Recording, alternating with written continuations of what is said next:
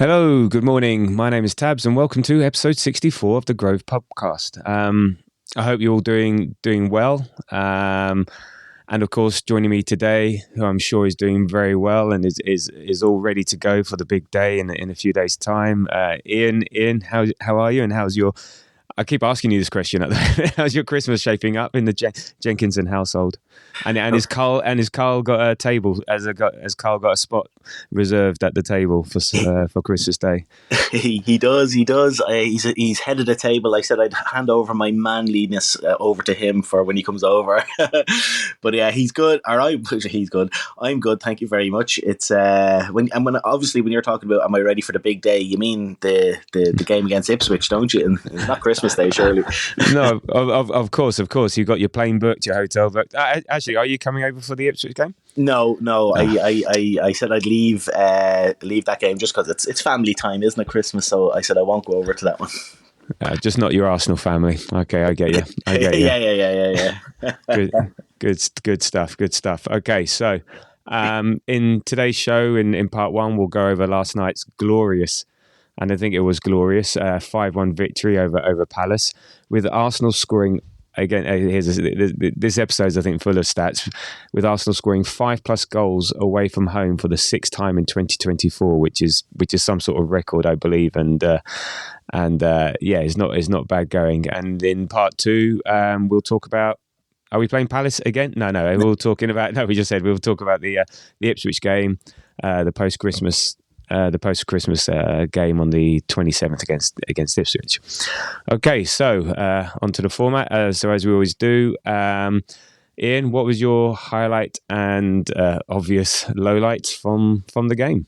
My highlight, it might be a bit funny because we scored 5 goals and there's many to choose from there, but my highlight was actually the David Raya save after Saliba's mistake, because it was 2-1 at the time, and had that gone in, the game potentially could have gone a different way. So that was my highlight, was that it was a fantastic save as well. And my low light, as is I'd say the whole Arsenal fan base's low light, was the Saka injury. Seeing him hold his hamstring, it was just awful, and hopefully it's a short one rather than a very long one. So yeah, they were my highlights and lowlights.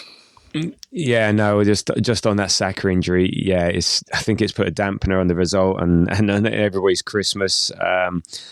Trying to potentially look at any positive from it. It gives him a bit of a rest. We may have to find alternatives of how we play without him. I don't know. Again, I think we're all going to struggle with trying to find something out of this that we can benefit from. So, and Arteta said. Of the injury, look, he felt something in his hamstring, and I think we all saw him clutch it straight away and put his hand up. He couldn't continue. He'll have to be assessed. We're pretty worried about that one, which he's normally coy. Yeah. So to him to come out straight away and say he's pretty worried, because you say hamstrings can be 3 weeks to 3 months. So, and he goes on to say that they've tested him inside, but it's difficult to say how bad it is.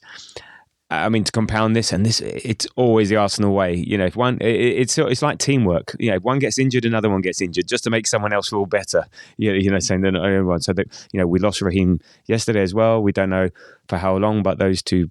But to lose 2 players in 24 hours is not good. Unfortunately, with the amount of games that we are playing every 3 days with the schedule, it doesn't surprise me.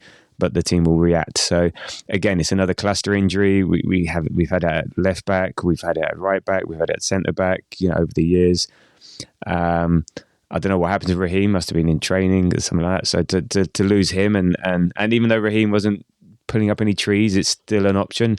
We've now got, was it 4 out of 6, on the front line and available. And we're going to be running into the ground. Like, how long is Jesus going to last? Because I think he's running on energy and good vibes at the moment. But his track record of staying fit isn't great. So it may really force our hand in the January transfer window to do something, because it's not great. I said you can manage for a few games, but as we discussed in the last pod, that schedule is crazy. But anyway, let's move on to more positive things. My highlight, It was a little silly one. It was Lacroix when Martinelli scored the fourth goal. Lacroix was calling for offside, and then he suddenly realised, I'm the one keeping him onside. And he's sort of looking straight at Nelly with his hand up, and then his sudden realisation that he couldn't be offside. So that was I thought it was quite amusing when I saw that. It was sort of just a bit of a daft reaction. In terms of lowlights, it's our throw-ins. Man, what is it with Arsenal and throw-ins? You know, I keep just saying when watching with my son, look, just line it, because that's all they do in Sunday League football. Just line it, just to gain a few yards. And just, you know, I think we're always trying to look for the ideal moment, and I just get antsy now when we're taking throw-ins, because I just think and the Palace crowd influenced that referee. That referee was a bit weak, but whether you deserve a yellow card, because they're not time wasting. They're just trying to find an opportunity. You know, he even went up to Raya on 18 minutes. I think you even posted this on Twitter or whatever on the socials. Like, yeah. When does a referee ever go up to a goalkeeper on 18 minutes at the Emirates to say, come on, hurry up? It's, you know, you've got to watch, use it. And it's not like he's massively delaying. You know, there's a massive difference between time wasting, you know, and just trying to figure out where to pass it. But I do get a bit wound up. And Timber's obviously been chatting with Ben White, and they've been comparing notes on how to take throw-ins, because it just, And then he got a yellow card for it. And then he's one match now away from suspension. So it's just winds me up a bit. I just think, all right, just don't push it, don't test it, especially away from home. At Palace, again, at Palace, we had Tomiyasu, was it a couple of years back, who eventually got sent off because he yellow card for taking the time to throw in. So, yeah, it's just a bit of a bugbear of mine. But we'll move on, and it had no consequential impact on the game. But I got a feeling that yellow card might be a bit of a frustration, that he'll be out for an important game. So there we go. So the lineup, so Raya in goal, Timber, Gabriel, Saliba, MLS, and then we had Partey, Odegaard, Havertz, and Saka, Jesus, and Martinelli. So when you saw that lineup, what were your thoughts? Because I think sort of half of what we expected, but also there's a couple of surprises in there. What were your thoughts when you saw that lineup? Yeah, we weren't sure, like, would it have been Havertz or Jesus. As it transpired, it was both. I suppose with Declan Rice's niggle, it gave the opportunity for Arteta to play both, sticking Havertz in midfield. It was great to see Partey back in his natural position. Like, he wasn't amazing, Partey, and we'll talk about him later. But I was okay with it. The back four, I was very, very happy with. It's great to see MLS kind of becoming. We know Calafiori's the first choice there, but with him being out injured, it's great to see MLS getting that nod. And I know obviously Zinchenko wasn't around, but all round I was happy enough. As you say, a couple of surprises, but happy. Yeah, it's interesting. Yeah, I was pleased Jesus was able to keep the momentum going. I think it's one of those ones that you score a hat-trick midweek. It's the same opposition. It just made sense. You know, imagine you score a hat-trick and you don't get rewarded like that. I think it was just for his... it's part of it. And not his mental state as such, but just a bit like, oh, come on, boss, what more can I do? And things like that. So I think it was good to keep momentum with Jesus there. I think again, effective from the start rather than off the bench. I think we had options to change it if it didn't work. And Havertz back in midfield again. This is, I think, the original thought for him. I don't think he played brilliantly there, but he had his moments. But I think the best thing about this was that teams have been nullifying us. Well, Fulham and Everton have been nullifying us with our standard 4-3-3 formation and the way of playing. So actually, maybe we did need to do something different. Maybe we needed to mix things up so we weren't so predictable, to try and offer an alternative.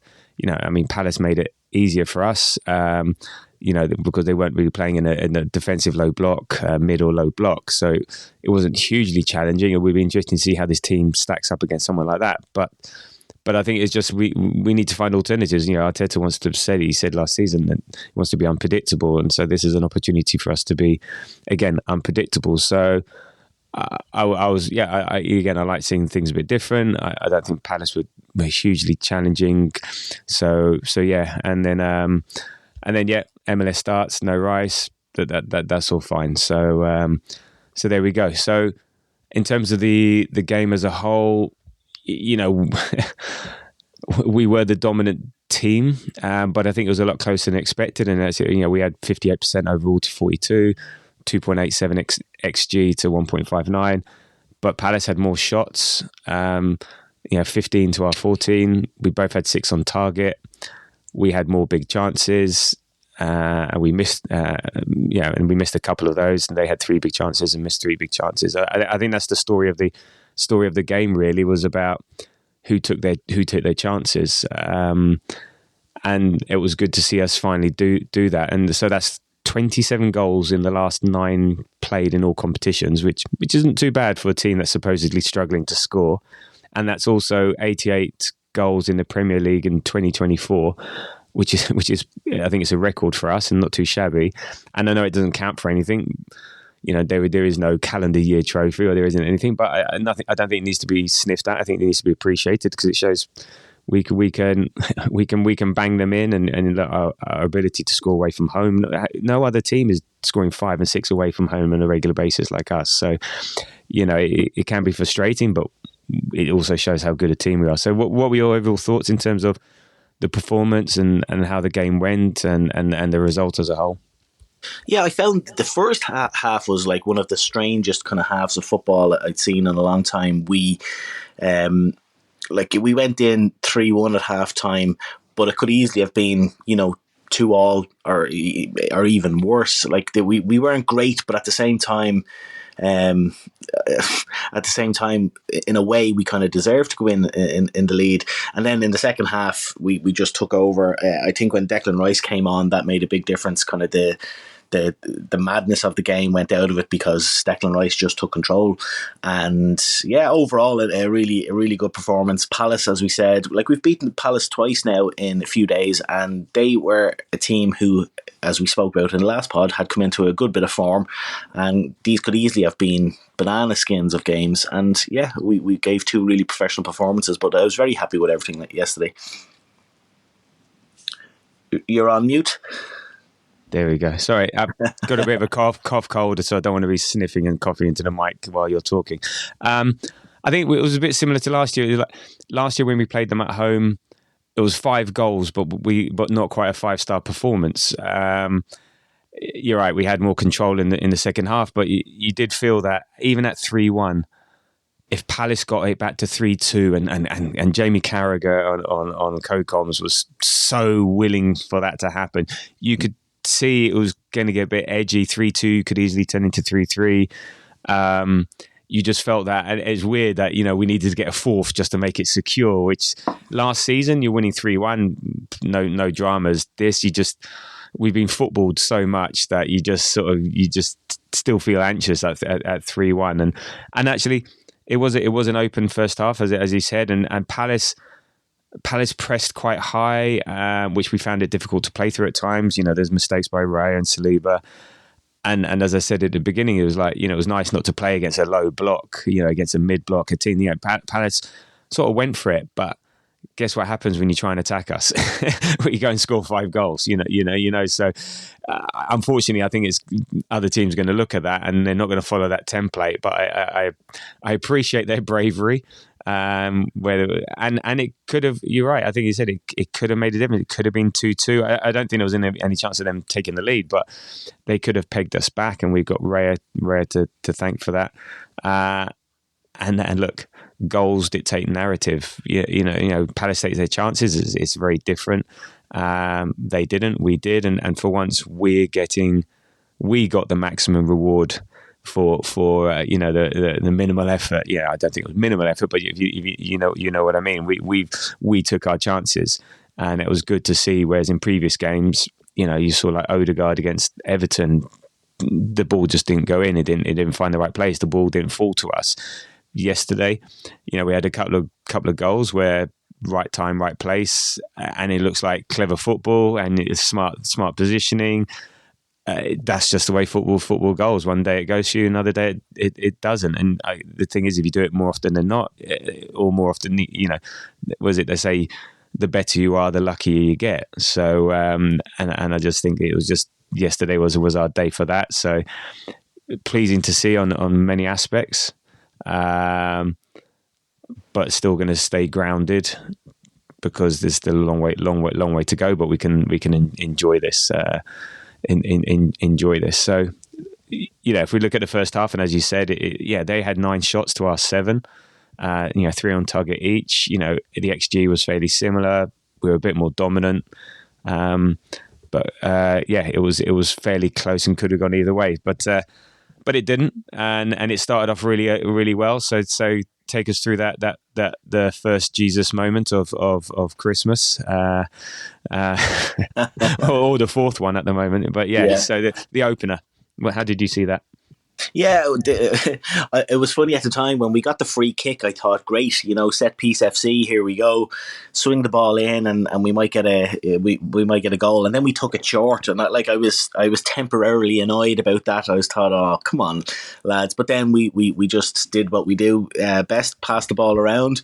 The ball made its way over to Saka, who put in a great cross. And fair play to Gabriel, Big G. He kind of held off the defender as Jesus smashed the ball home. And you do ask the question, I know it might be a bit silly to say this, but does he score that if he doesn't get the hat-trick the other day? Maybe he does, but we've seen Jesus have kind of half chances like that recently and not scored them. So it was. I really enjoyed it, even though if I was annoyed that we took the corner short. But sure, what do I know? No, but that was good. And I was actually wondering, I said to myself, why is Gabriel up there? And he said, it was from the free kick earlier, so he sent the players up. So it was a good, so we did get a bit of a knock-on effect. And, Gabriel's involvement in that, and it was smart because he did look around and you could just see him temporarily block Mitchell so Jesus could get a free strike. And again, it's one of those ones, because I looked at it again, it's on another day, it can deflect off a defender and go wide, a bit like the Neto goal, Chelsea against us. The equaliser, it just millimetre or a couple of inches left or right, and it can go in. Because he hit it low with his side foot. And it goes in. So we think great finish. It could have gone either way. So it's that's just them's are the breaks. But it was good to take the lead. And then we sort of did our best to let Palace in. On 11 minutes, we had that sort of heart and mouth moment, which hasn't happened for a long time. Whereas Raya made a pass to Partey, which was maybe not the right choice. And then Hughes comes in to sliding block Raya, and it just goes wide. I think Raya put Partey into trouble there, and so on. But what are your thoughts on that? Because Carragher on co-coms was the worst pass in football. Don't know why we do it. Just never did. And it was very throw baby out with bathwater. But I know risk and reward, and these things happen. This is only the first time in God knows when something like this happens. So, does it bother you, or is it just one of those things? It's one of those things, as you say. It doesn't happen very often. You have to pick your moments. I think, normally, Partey would be a little bit further back from Raya when he plays that pass, but I think he kind of hesitated for an extra second, which meant Partey got really close to him, which obviously means that the player marking Partey is really close. And I suppose the good thing that came out of it, number one, they didn't score, so look, no harm, no foul, even though it wasn't ideal. But also, I think he learned his lesson. He kind of got rid, shall we say, a lot more after that when we were in similar positions, and that risk never presented itself again. So sometimes these things can happen in games where it could be a defender, it could be a goalkeeper, where they make a mistake, but they quickly learn from it. The worry would be if he'd done that another couple of times and it cost us a goal. So it wasn't great at the time, but I wasn't overly worried about it. Yeah, and I think again, there's the narrative because of what happened with Spurs against Man United the other day, and there's been a few incidents of this happening. But the thing is, the difference between Tottenham doing it and us doing it, or Man United doing it and us doing it, is chalk and cheese, and we do it all the time. Risk reward, we're very good at it. Again, and we learn from that. I think it wasn't quite right that the the pass, it was too close. And Hughes did well to close down, and good on him. But I'm not going to say right, never do that again. Which is like the response from Carragher. So and a lot of time it works. It breaks the press, and away we go. So. Yeah, we got away with it, but there we go. And again, maybe that sums up our day. But then eventually we didn't get away with it on 11 minutes, again, very soon after. And maybe it was in our heads. Don't know, maybe, just trying to create a story for that isn't there. Palace worked it through the midfield. Sarr ran off Partey quite easily. Partey running back at full pelt is still quite slow, especially when you're comparing to someone like Sarr. But the biggest error here was, I think Saliba just stood off him. I don't know why he didn't go close him down, and then Sarr placed a lovely shot into the far corner using Saliba as a sort of a barrier. But yeah, I felt, I think Saliba could have done better there. I couldn't work out, and he made himself look small. He didn't make him look bigger. So, but 1-1, and then game on, and then it was game on, and then again, a third goal in 15 minutes take us through the Jesus' second goal. Yeah, we get a corner, and Palace do that thing that Monaco started off and left 3 players up the pitch, and it did make a difference because we flung the corner in the back post.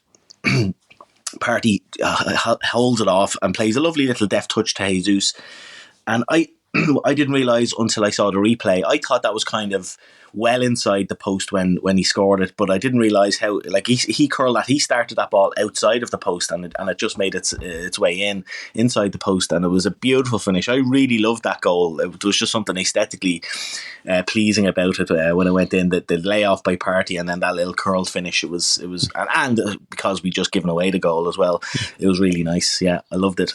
Yeah, no, it from both angles, like from seeing it on TV, like wow, that was a spectacular finish, and then you see behind, it was so accurate, and that's the 50th Premier League goal from a corner since Jova joined in 2021, and I think that's the most by any Premiership team. So again, showing his value. Is there a Ballon d'Or for coaches? Set piece coaches? Yeah, there needs to be.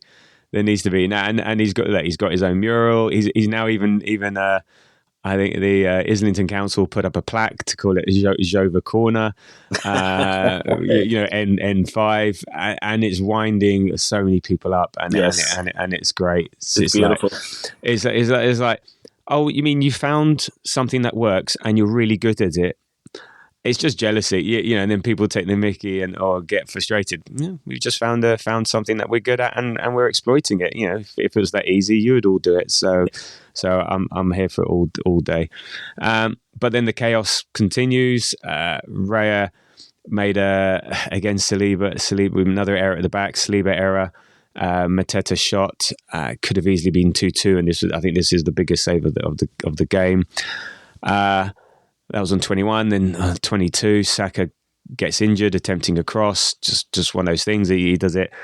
Was it 99 times out of 100? No dramas. So something just went. And then on 38, Big G hits the crossbar from a header from a corner. He just couldn't get over the ball. It just sort of never looked like it was going. And then we get the third goal. So take us through the third goal. Yeah, the third goal was lovely as well. Martinelli gets down to the byline, and that's one little chink of light that's come out of the Saka injury is seeing Gabriel Martinelli play on the right hand side, and he did that quite a lot where he kind of cut down because, as it was mentioned in commentary, that they were probably expecting the Palace fullback on that side. It wasn't Klein, isn't that side, is he? Whoever it was on Palace's left. It was Mitchell, Tarek Mitchell, and he would have been, practicing not letting Saka cut in the inside all week nearly, or the last few days, and then all of a sudden he has Martinelli to deal with. So a little bit of a chink of light there seeing Martinelli play on that right hand side. A lovely cross swung in, and that header from Jesus as well was really good. That's another sign of how confident he is at the moment. A really powerful header against the post, and I did laugh as well about the defender putting his arm up as well, like you were saying. And yeah, Havertz did that. Havertz cannot just like side foot the ball into the back of the net. He has to do some kind of a weird little shimmy or a flick or something. It's well, I don't think it was that easy a finish. Even though it was point blank, it sort of came at an awkward height, and he could have easily hit it at the keeper or wide. So he actually had to sort of get a bit over it, shape his body. Yeah. So I think he did really well for that one. He did. But yeah, it was a great goal, really nice goal. Yeah, and he was the only one to react. It was because he was like so free inside the 6-yard box. Everyone's thinking, he has to be offside. Why is he the only one there? And he was the only one to anticipate. Everyone was sort of ball watching or going for the ball. He was the one that he reacted to what might happen. And it was good. So good instinct from him. And then in the 45 plus 5, there was a Lerma had a header straight at Raya, fairly comfortable. So 3-1 at half time. I think I don't know if we deserved to be 3-1 up, but we took our chances. They didn't, and I think when we were coming, but I think thinking about the second half, I think we needed to control it more. And I think, as I said, a fourth goal would kill it. As I said, if it went to 3-2, you can imagine the atmosphere could easily go 3-3. But I think we needed to get a bit more control in the second half, which we eventually did. But it wasn't, and then even if looking at this XG or the stats, it was 59% possession to 41, 1.39 XG to 0.48. They had 6 to our 7 shots. Again, 3 on target. So, it was an open attacking game. And again, they could have equalised. Well, they could have got back into it in the 47th minute. The Sá header from close range, saved by Raya. And it was tricky because it was one of those ones, it was like a header onto a header. And it could have easily been redirected differently because Raya's moving one way and luckily it carried on going the same way. And then in the 53rd minute, Mateta had a shot from distance. Raya saved. And then there was a header back by Sá, and Raya got up to save that again. So, again, the comfortable saves that he should be making, but again, chances or opportunities that could have gone either way. And then finally, we kill off the game, and it was, I put it here: Gabby to Trossard to Gabby to Rice to Gabby. All 3 Gabbies involved, and it was a brilliant ball by Big G to Trossard, and he breaks free, and then this is what I don't get. This is his easiest chance of the night, and he fluffs it, and that was his hat trick. And he put his head in his hands, even though Gabriel scored. Martinelli scored. He put his head in his hands because he missed that hat trick chance. But again, we got numbers in the box, a bit like we got numbers in the box where people anticipated, people following up.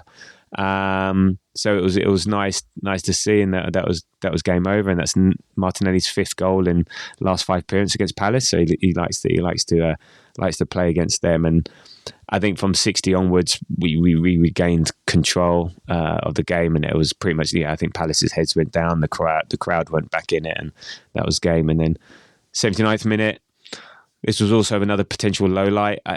Klein on Calafiori. Do you think that should have been a red? Yeah, I do. It was one of those you could at best you can argue that it's an orange card, but when you see some of the stuff that players have been sent off for this season, and that's not one of them. It's kind of very, very strange, and the PGMOL want to crack down on minor infractions, but they let stuff like this go. It's very, very strange. It's very annoying to see tackles like that. I genuinely thought with Calafiori's reaction, I thought that was him gone for a few months. I really did. Yeah, and that's not being injury prone. That's just a player just going in and damaging a player. So he continued. Let's see how it reacts today, because the adrenaline kicks in and you continue. But it could. I wouldn't be surprised if he's not available for Ipswich. And I think there was a similar incident in West Ham versus Brighton. And again, dangerous players allowed, and it's sort of like it seems to be a directive. I don't know. The primary job of a referee is to protect the safety of the players. That is their number one job on the pitch, and they've got the rules and regulations to help do that. but for some reason, Howard Webb doesn't give two shits. Instead his focus is on, you say, the minor infractions. He's, taking a bit long to take a throw in or kicking the ball 3 millimeters away or whatever. But hey, go studs up into someone's ankle or someone's shins. No, we'll let that go. So priorities all wrong. And VAR cleared it within 20 seconds, probably less actually. It was very strange. Yeah, no, very frustrating. And then the icing, or the ricing on the cake. The ricing on the cake. The ricing on the cake. A lovely curling shot into the bottom corner by Rice. But what was good to see here was this goal stemmed from Jesus chasing a lost ball that was going out for throw. And I was wondering, because I was thinking, maybe we need to take him off because how much has he got in the tank? I was thinking take him off rather than Havertz. Yeah, we have a target man. We can hold up the ball, but again, he's obviously just high on life, high on scoring, and seems to have bundles of energy, and so he managed to get the ball, pass it to Calafiori, and Rice did the rest. It was not an easy goal, but it was nice for him to score and reward his cameo performance. So. Yeah, and a great example of what confidence can do for you in terms of Jesus at that late stage. It was magic. I loved what he did there. Yeah, no, absolutely. And look, we are going to need him. I say, well, now Saka's out, Sterling's out. Even with those two players, we need him. We've been running Havertz into the ground.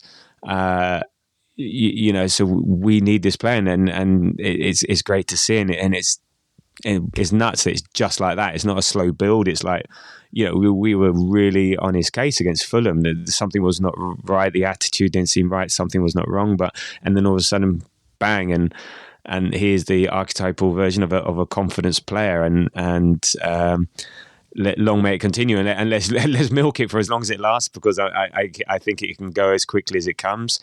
But yeah, let's go. And Jesus has got this amazing record. I only discovered this, that whenever he scores, he hasn't lost a game in the Premiership whenever he scored. In 61 games, so 156 and drawn 5 is his record whenever he scores. That's incredible, isn't it? So we got to play him every game, and we've got to make sure he scores. If it's a penalty, he's taking it. Yeah, bring him. Even if he's on the bench, bring him on. Let him take it. Absolutely, that is just an insane record. Granted, a lot of that is with Man City, and I'm assuming that most of the record is because it's Man City, not just him. But it doesn't matter how your team is. That's an incredible record to have. So yeah, a really valuable player. We need him. Let's see what happens at the end of the year. But for now, let's keep this going. Yeah. And look, so game over, 5-1. Back to within 3 points of Liverpool. We're tied on goal difference. Let's see what happens today. It's good, and we've also crept away from City now. I think 6 points above City, and much better goal difference. So yeah, it's starting to build nicely. We still need a few things to go our way. But yeah, we're in a good position. I said, given our record, given our recent results. But I've got a question for you. So, what record is this? That's 1-1-1. No, this is W1 and not 01. Yeah. So okay, here we go. WWWDWDW. Do you know what that record is? That's a town in Wales, no? Isn't it the Save the Pandas? I don't know. Is that our last, whatever, I don't know how many is there, our last certain number of league games, is it? That is our record in London derbies in 2024. So we've gone 2024 unbeaten in London derbies. So we've won, I can't count them, but we've drawn 2, won a load more, haven't lost 1 in 2024. So that's, London is Arsenal, Arsenal is London. There is only one team in London is officially red. It is indeed officially red, all of it. North, south, east, west, central, even the suburbs, the home counties, it's red. So that's pretty impressive, because London derbies have that extra edge to them, an extra bit of fight to them. I mean, up in the northeast, they have their, you have Manchester derby, and maybe you have Liverpool, Lancashire and I can't even remember the other counties. I can't Merseyside or whatever. But anyway, or Yorkshire. But anyway, they don't have the frequency of local rivalries like we do in London, and so yeah, that to have that sort of record, I think it's fantastic, and long may it continue. So yeah, London is red.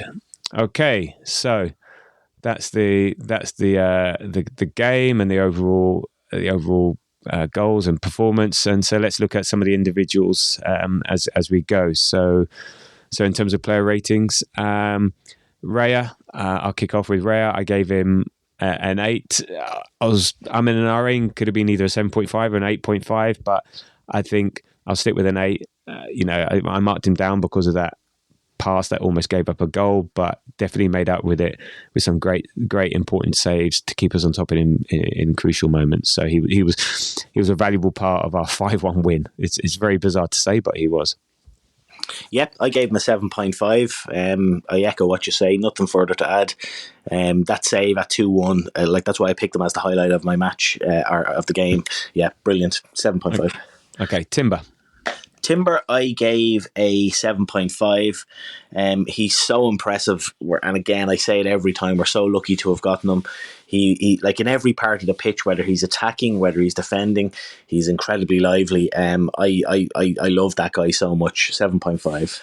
Yeah, I mean, he's played right back, centre back, left back in recent games. Yeah, he's such a presence. Like, right back is his place. He's so much better there. Annoying yellow card, but yeah, imagine if we had him last year. I'm sure we could have found an extra point or two with him in the team. Yeah, so big time. So 7.5. Okay, Gabriel, I gave him 7.5. He was the dominant partner today. He hit the crossbar with a header. He beautiful pass for the fourth goal, and he helped set up Jesus' first goal. So 7.5. Maybe not the best defensive performance between Gabriel Saliba, but yeah, 7.5. What about you? Yeah, I gave him a 7, maybe a little bit harsh. I just love the fact that he's been taking lessons off my boy Kivior for those balls over the top.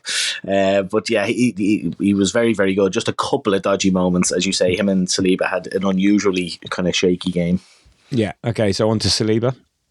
Saliba, I gave a 6.5. It was the strangest first half from him. So out of character, made a few mistakes. He got a bit better in the second half, but yeah, 6.5. Yeah, I had the same 6.5. So on to MLS. Again, starting at left back. Great for an 18-year-old. He was on Mateta for corners, which was a bit of a mismatch, but there we go. But look, it's obvious he's a midfielder. When he gets the ball further up the pitch, you can see he shows his midfield skills. He's confident on the ball. He shields it well. My only one complaint is maybe he holds on to it a bit too long. Maybe he could release it a bit more. I think there was a couple of times where we've seen it recently. His joys that he just and maybe he might get found out on occasion. But again, at 18. We've got a left back option now. Zinchenko's down the pecking order. Kivior's down the pecking order. He's him and Calafiori. And the thing is, we don't need to move Timber out there. So I think 7 for an 18-year-old. I think he's doing really well and a valuable member of the team now. Yep, I echo all that. 7 for me as well. I think sometimes I think that's the midfielder, and I'm holding on to the ball a little bit too long. Like he should be getting rid a bit quicker. But yeah, 7 for me. Okay, Party, I gave a 6.5. I thought he had a quiet game in midfield, and maybe a little bit harsh to give him a 6.5. But I think by his standards, Party's one of my favourite players. I think he's an incredible player, but he didn't do much wrong, and he got an assist as well. But he had a relatively quiet game for me. Yeah, I gave him a 7. The main thing is, I think he would go out to cover Timber, which would mean we lost the middle a bit, and maybe that's part of the reason why the first goal appeared, because easily bypassed. Is that a personnel thing or is that a tactical thing? Don't know. He made more interceptions than any other Arsenal player, so he was getting out and about. But yeah, I gave him a 7.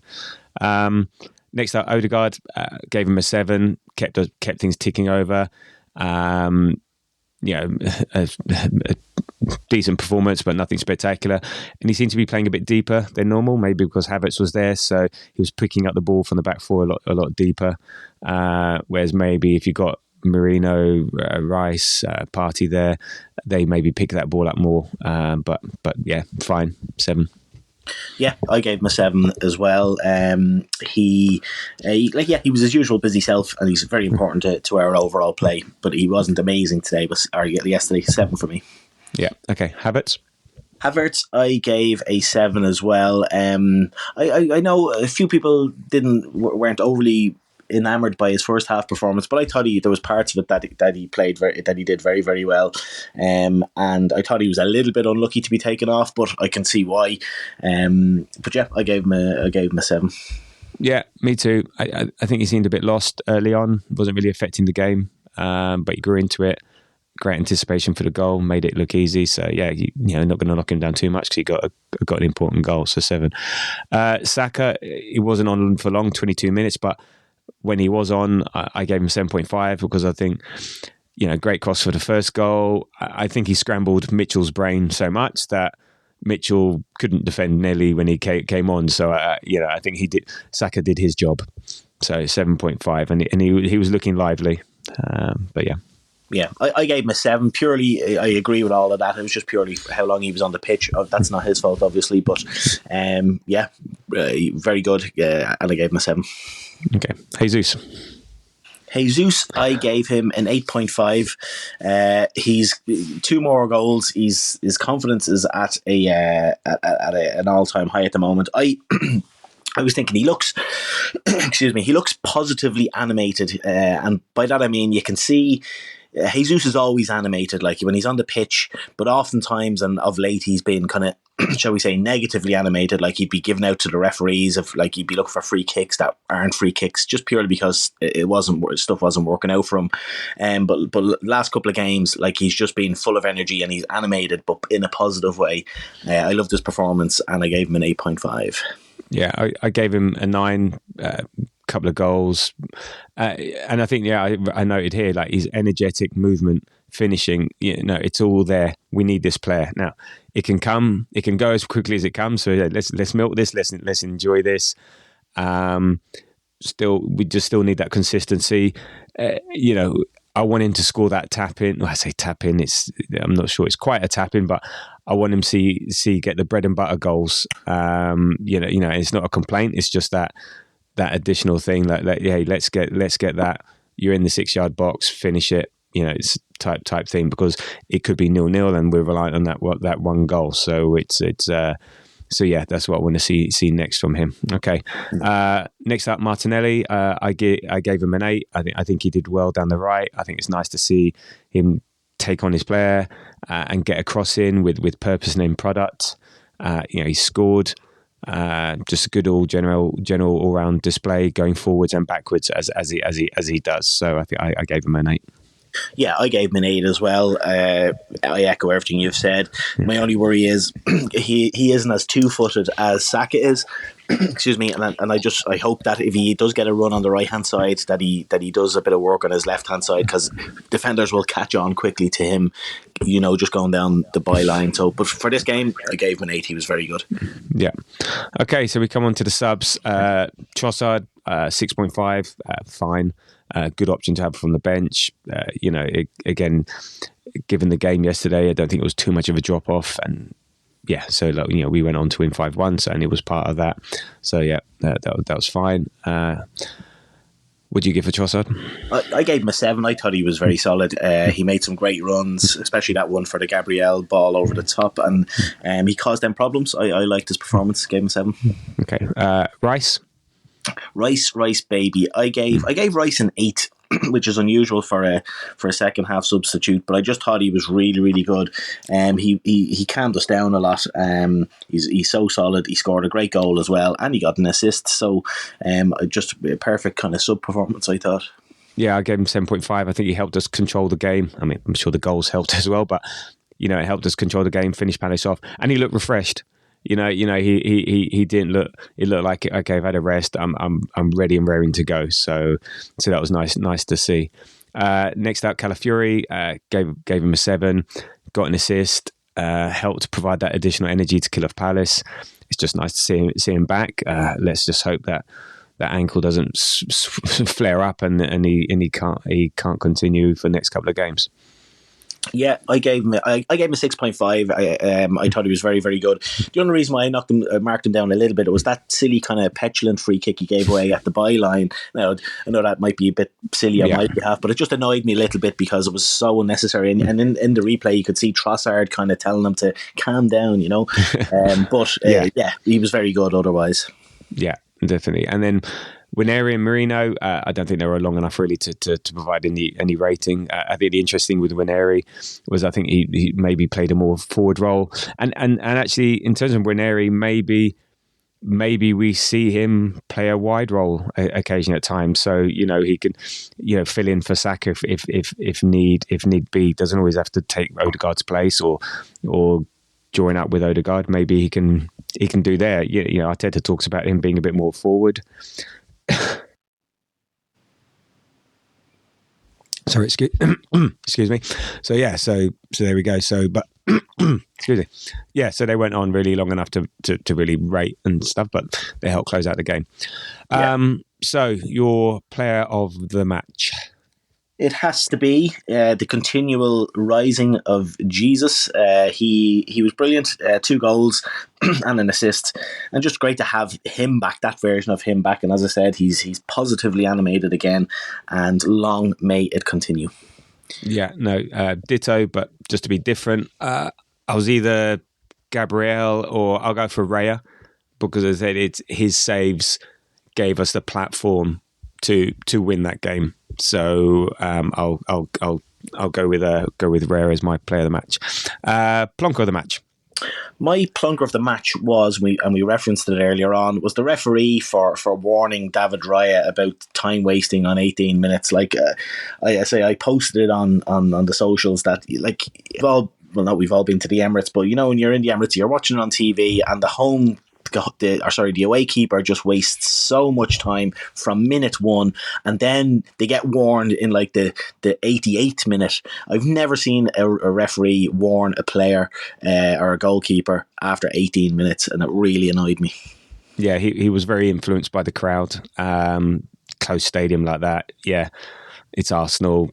Easy for him to do. Mine was Jamie Carragher. My plonker of the match. Just you could just hear his voice. It was so willing Palace to get that second goal and make it a tighter game, and it was just sort of like praising Arsenal through gritted teeth. And then the way he just went on about the pasta party, it was one of those things. But so I just he was very irritating on co-coms last night. So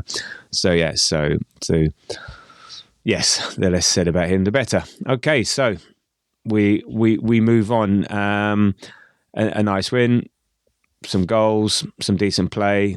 We're on a good run of form. Let it continue over Christmas and beyond. And before we look at the Ipswich game, there's a quick question. Obviously, after the semi-final win against Palace, we got the draw on Thursday night, and it's Newcastle in the Carabao Cup. Any thoughts on that in terms of could have been Tottenham, could have been Liverpool, could have been Newcastle?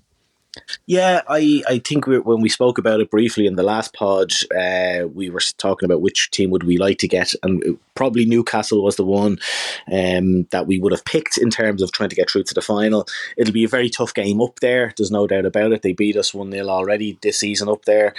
But I think we've more than enough over 2 legs to beat them, and I would have preferred to be at home in the second leg, but so be it. We'll just have to go up there with a commanding lead and see it through.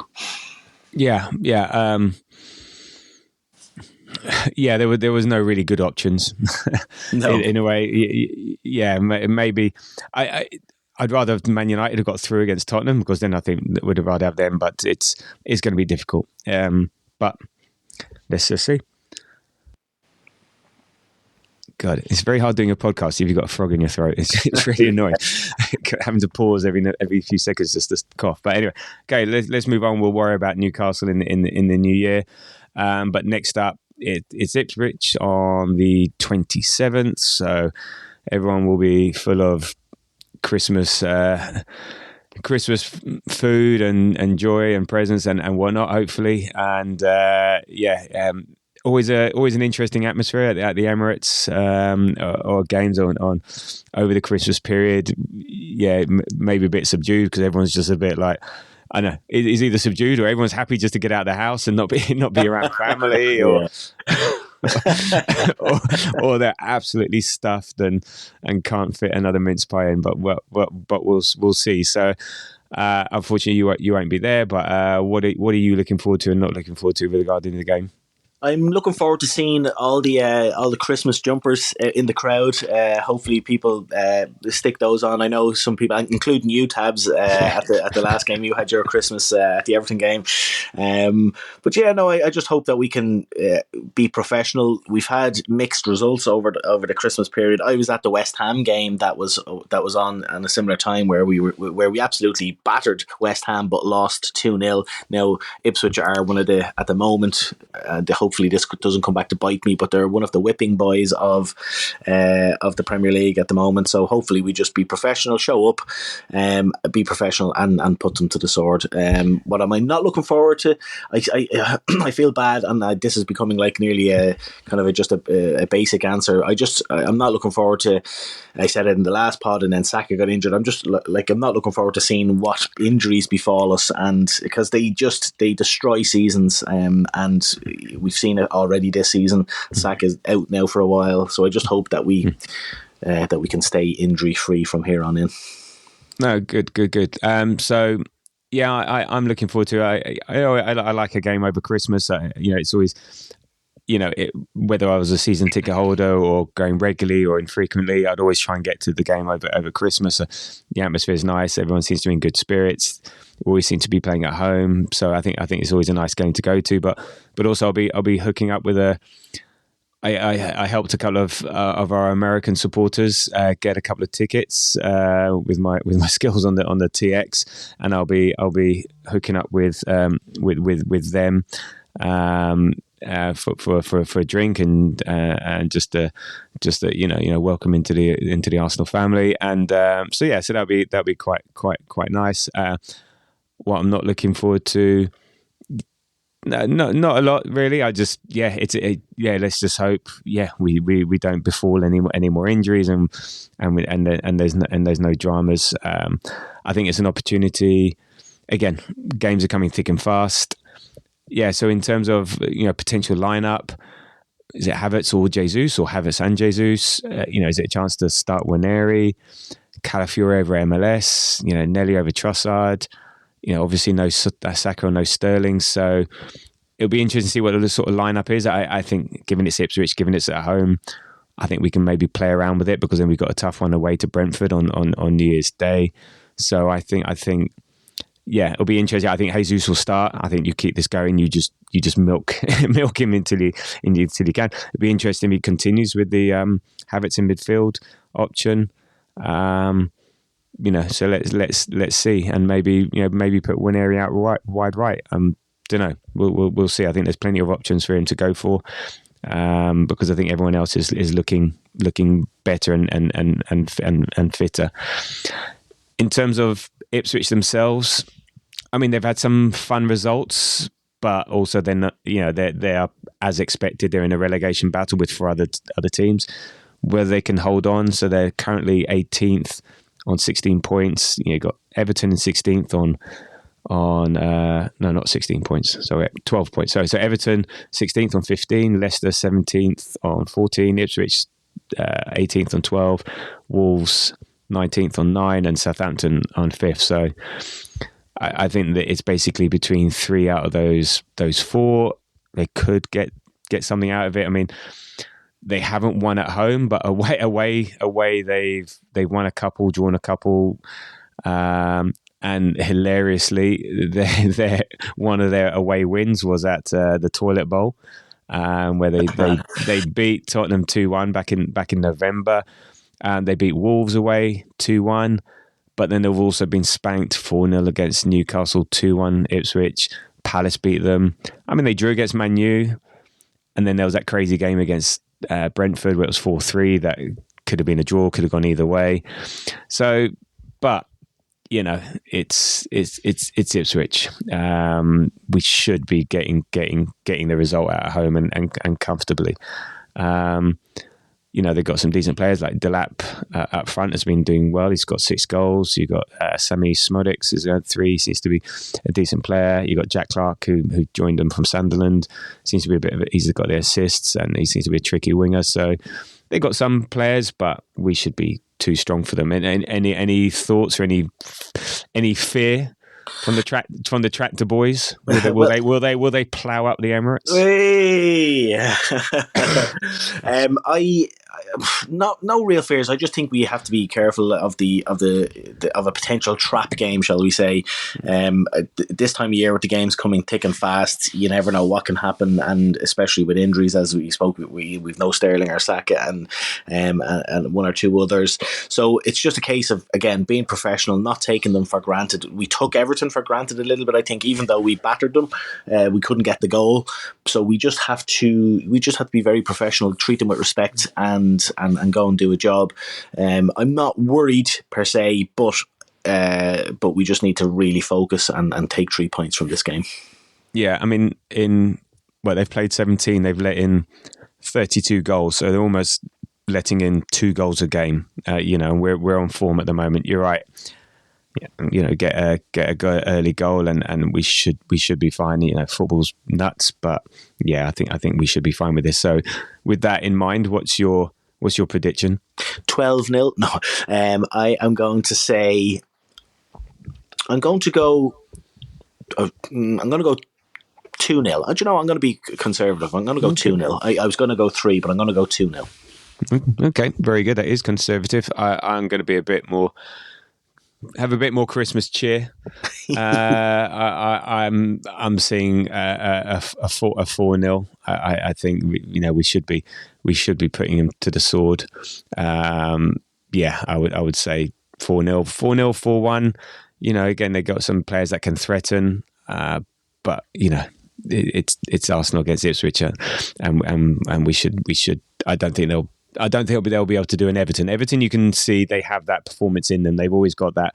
Yeah. After 10 days rest, 10 men behind the ball. Yeah, Sean Dyche. Yeah, you can see that. But Ipswich Town, I can't see it, and they've just been spanked 4-0 by Newcastle. So again, let's see. Let's let the Jesus Roadshow continue over Christmas. Yeah, and yeah, get a 3-4-0 victory. So good stuff. So cool. So that's that. That's Palace dealt with. Ipswich soon to be dealt with, and just leaves me to say thank you, Ian. Where can people find you over the Christmas period? You're very welcome, Tabs. People can find me on all the social media platforms at ArseCannonPicks. Yep, that's where you'll find me. Okay, very good. And you can follow The Grove on Threads and Blue Sky at The Grove AFC. The next show will be out post Ipswich, when we can find time in between turkey sandwiches and mild wine, and we'll do an Ipswich review and then a preview of the Brentford game, which takes place on New Year's Day. So that just leaves me to say thank you, Ian, for your time today. I hope you and your family have a lovely time over Christmas, and you win all the games, and yeah, just enjoy yourself. You hosting, or you going somewhere? You got big plans? No, we're not hosting. We're going over to my mother-in-law's. So I'll show up on Christmas Day. I will ask, would you like me to help? Very tamely, I'll be told to shut up, and I'll be handed a beer, and I'll gladly sit down and drink said beer and watch TV. So no, not hosting. And look, yeah, a very, very happy Christmas to you, Tabs, to you and yours, and obviously to all our lovely listeners. I hope everybody has a lovely break. We work very hard throughout the year, so it's very important for us all to chill out for a little while as well, No, indeed. So look, that's it for today, folks. Look, wishing everyone out there a very Merry Christmas if you celebrate, happy holidays, or just some nice time off, or just chill out, whatever it is you do over this period. Just hope you have a joyful season, and you stay safe, and you have some special time with friends and family, and so on. So look, stay safe, have fun, and until the next time, a very Merry Christmas, and come on, you Gunners.